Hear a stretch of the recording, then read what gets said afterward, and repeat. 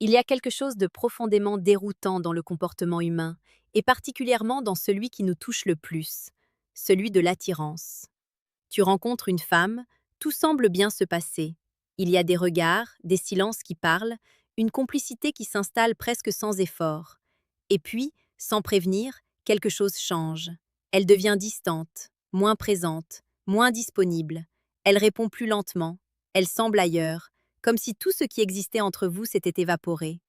À ce moment-là, ton esprit commence à s'agiter. Tu te poses mille questions. Tu te demandes si tu as fait quelque chose de mal. Tu analyses chaque mot, chaque geste, chaque silence. Et plus tu cherches à comprendre, plus tu t'enfonces dans une confusion qui te pousse souvent à faire exactement ce qu'il ne faut pas faire. Mais si je te disais que cette distance n'est pas forcément un rejet, et qu'elle peut même être le signe de quelque chose de beaucoup plus puissant, ce que tu interprètes comme un désintérêt peut, dans certains cas, être une forme de protection, une réaction intérieure face à une émotion qu'elle ne contrôle pas totalement. Une émotion qui, paradoxalement, la rapproche de toi.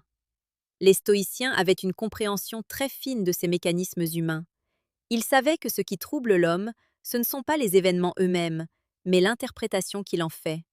Et ici, ton interprétation est peut-être ton plus grand piège. Quand une femme commence à ressentir quelque chose de réel, quelque chose qui dépasse le simple jeu ou la curiosité, elle entre parfois dans une phase de recul. Non pas parce qu'elle veut fuir, mais parce qu'elle ressent le besoin de reprendre le contrôle. Elle ne veut pas être submergée. Elle ne veut pas se livrer trop vite. Elle ne veut pas perdre son équilibre. Et c'est là que la plupart des hommes échouent. Ils réagissent avec anxiété. Ils cherchent à combler le vide.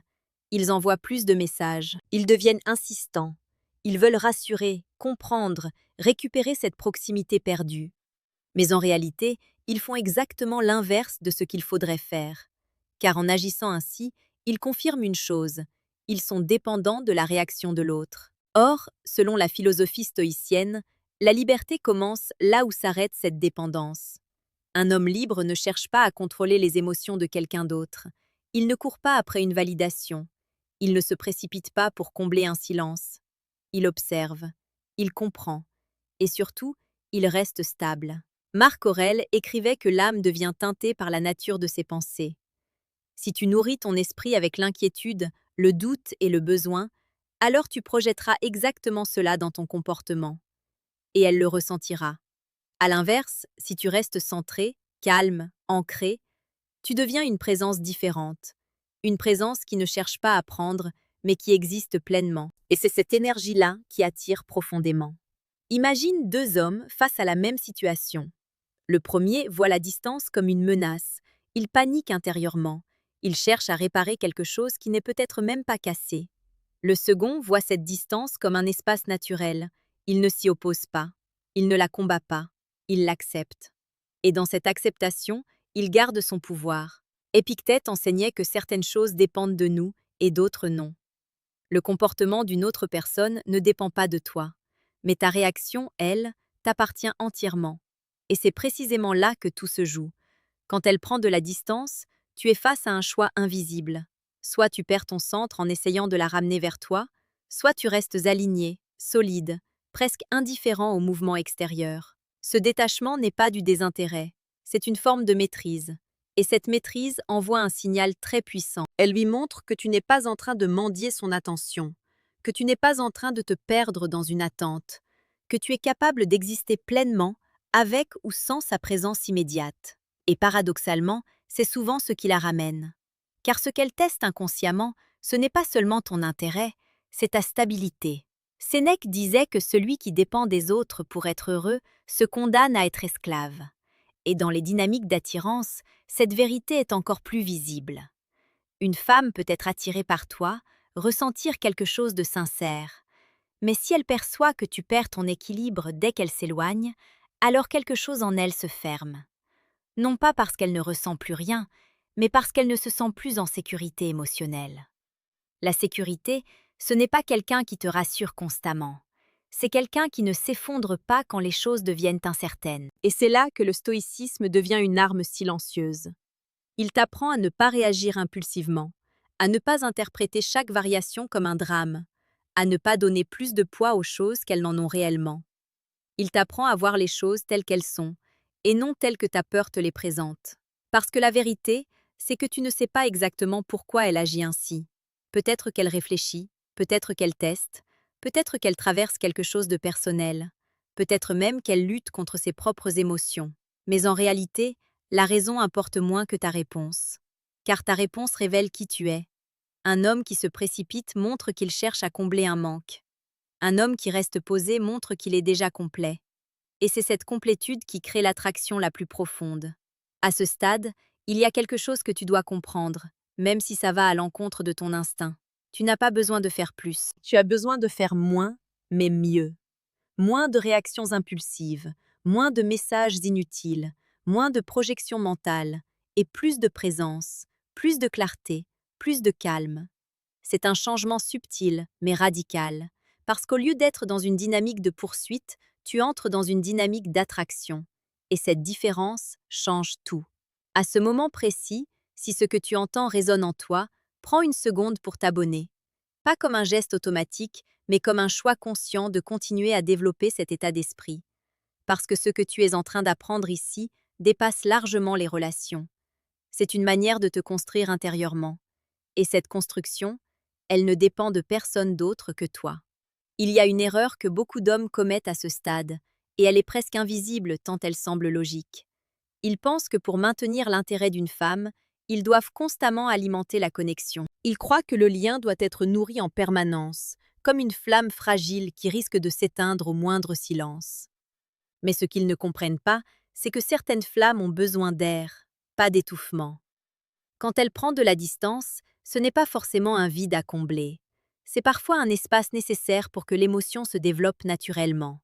Une tension silencieuse qui, si elle est respectée, peut renforcer ce qui est en train de naître. Le problème, c'est que la majorité des hommes ont peur de ce silence. Le silence les confronte à eux-mêmes, à leurs doutes, à leurs besoins de contrôle, à cette sensation inconfortable de ne pas savoir. Et pour fuir cet inconfort, ils agissent. Ils écrivent, ils relancent, ils cherchent des signes. Ils veulent une certitude. Mais en réalité, ils ne cherchent pas à comprendre l'autre. Ils cherchent à apaiser leur propre anxiété. Et c'est exactement ce que le stoïcisme t'apprend à dépasser. Épictète insistait sur une idée fondamentale. Ce n'est pas ce qui arrive qui te perturbe, mais le jugement que tu portes sur ce qui arrive. Ici, le silence n'est pas le problème. La distance n'est pas le problème. Le vrai problème, c'est le sens que tu leur donnes. Si tu interprètes son éloignement comme un rejet, tu vas réagir avec peur. Si tu l'interprètes comme un processus naturel, tu vas rester calme. Et cette différence intérieure se voit à l'extérieur, car tout comportement est une projection de ton état interne. Un homme centré ne cherche pas à remplir le silence. Il le laisse exister. Il ne le subit pas, il l'utilise. Il en fait un espace de respiration. Et dans cet espace, quelque chose de puissant se produit. Tu redeviens toi-même. Tu n'es plus dans l'attente. Tu n'es plus suspendu à une réponse. Tu n'es plus en train de calculer le bon moment pour écrire ou la bonne phrase à envoyer. Tu vis. Et cette énergie-là change tout, parce qu'elle te sort d'une posture de besoin pour te ramener dans une posture d'abondance. Sénèque disait que la richesse véritable ne consiste pas à posséder beaucoup, mais à désirer peu. Et dans les relations, cette vérité est brutale. Plus tu as besoin d'elle pour te sentir bien, plus tu perds ton pouvoir. Moins tu es dépendant de sa présence, plus tu deviens magnétique. Ce n'est pas un jeu, ce n'est pas une stratégie, c'est un état. Un état dans lequel tu n'essaies pas d'impressionner, de convaincre ou de retenir. Tu es simplement aligné avec toi-même. Et cet alignement est rare, parce que la plupart des gens fonctionnent dans la réaction. Ils s'adaptent constamment aux signaux extérieurs. Ils montent quand l'autre est présent, ils chutent quand l'autre s'éloigne. Mais un homme stoïcien ne fluctue pas ainsi. Il reste stable, peu importe les variations. Et cette stabilité est profondément attirante, pas parce qu'elle est parfaite, mais parce qu'elle est rassurante. Une femme qui ressent quelque chose pour toi peut, à un moment, ressentir le besoin de ralentir, de prendre du recul, d'observer, de voir si ce qu'elle ressent est réel ou passager. Et dans cette phase, elle regarde plus que tu ne le crois. Elle observe comment tu réagis à son absence. Est-ce que tu deviens insistant? Est-ce que tu changes? Est-ce que tu perds ta cohérence? Ou est-ce que tu restes fidèle à toi-même? C'est dans ces moments silencieux que tu montres qui tu es vraiment, pas dans les paroles, pas dans les promesses, mais dans la manière dont tu occupes l'espace ou dont tu respectes le vide. Marc Aurèle rappelait que la dignité d'un homme se mesure à sa capacité à rester droit, même quand les circonstances vacillent autour de lui. Et ici, la circonstance est simple, elle est moins présente. Mais ta réponse peut être exceptionnelle. Tu peux choisir de ne pas te précipiter, de ne pas surinterpréter, de ne pas courir après une explication immédiate. Tu peux choisir de continuer ta vie avec la même intensité, la même direction, la même clarté. Et c'est là que tu deviens imprévisible, parce que tu ne suis plus le schéma habituel. Tu ne réagis pas comme la majorité. Et cette différence crée une tension nouvelle, une tension qui attire. Car elle ne peut plus te classer facilement. Tu n'es ni distant, ni collant. Tu es présent, mais libre. Et cette liberté intrigue. Elle crée une forme de respect, parce qu'elle montre que tu n'es pas gouverné par tes émotions immédiates. Tu les ressens, bien sûr, mais tu ne les laisses pas te contrôler. Et c'est exactement ce que le stoïcisme enseigne depuis des siècles. Ressentir sans être dominé, observer sans s'attacher, agir sans dépendre du résultat. Cela ne veut pas dire que tu deviens froid ou indifférent. Au contraire, tu deviens plus conscient, plus lucide, plus solide. Tu peux apprécier la connexion sans t'y accrocher désespérément. Tu peux aimer sans te perdre. Et cette nuance fait toute la différence. Parce que l'attirance durable ne naît pas dans l'intensité constante. Elle naît dans l'équilibre, dans la capacité à être proche sans être envahissant, à être intéressé sans être dépendant, à être présent sans être disponible à tout moment. C'est un jeu subtil, mais ce n'est pas un jeu manipulatif. C'est une danse, et dans cette danse, celui qui garde le rythme intérieur mène naturellement. Pas en forçant, pas en contrôlant, mais en étant stable. Et cette stabilité devient ton plus grand avantage. Il y a un moment précis où tout bascule, mais il est si discret que la plupart des hommes ne le remarquent même pas. Ce moment, ce n'est pas quand elle revient vers toi. Ce n'est pas quand elle t'écrit à nouveau avec enthousiasme. Ce n'est même pas quand elle montre clairement son intérêt. Le vrai basculement se produit bien avant ça. Il arrive quand toi, intérieurement, tu n'attends plus. Quand tu n'es plus suspendu à ses réactions. Quand tu ne vérifies plus ton téléphone avec cette tension invisible. Quand son silence ne te dérange plus autant qu'avant. Pas parce que tu t'en fiches, mais parce que tu es redevenu ancré en toi-même. C'est à cet instant que tu changes de position. Tu n'es plus en train de chercher à être choisi. Tu es en train d'observer si toi, tu choisis. Et cette inversion est puissante, parce qu'elle te redonne quelque chose que tu avais peut-être oublié, ton discernement. Jusqu'ici, ton attention était tournée vers elle, vers ce qu'elle fait, ce qu'elle pense, ce qu'elle ressent. Mais maintenant, elle revient vers toi. Est-ce que cette dynamique te convient vraiment? Est-ce que son comportement est aligné avec ce que tu veux construire? Est-ce qu'elle apporte de la clarté ou de la confusion? Le stoïcisme ne t'apprend pas seulement à gérer tes émotions, il t'apprend à élever tes standards, à ne pas accepter n'importe quelle énergie simplement parce qu'elle t'attire, à ne pas confondre intensité et qualité. Sénèque rappelait que ce n'est pas parce que quelque chose est difficile à obtenir que cela a de la valeur. Et dans les relations, cette illusion est fréquente. Tu peux être attiré par une personne distante, imprévisible, difficile à cerner, non pas parce qu'elle est profondément compatible avec toi, mais parce qu'elle stimule ton besoin de validation. Et si tu n'es pas conscient de cela, tu risques de courir après une émotion, au lieu de construire quelque chose de sain.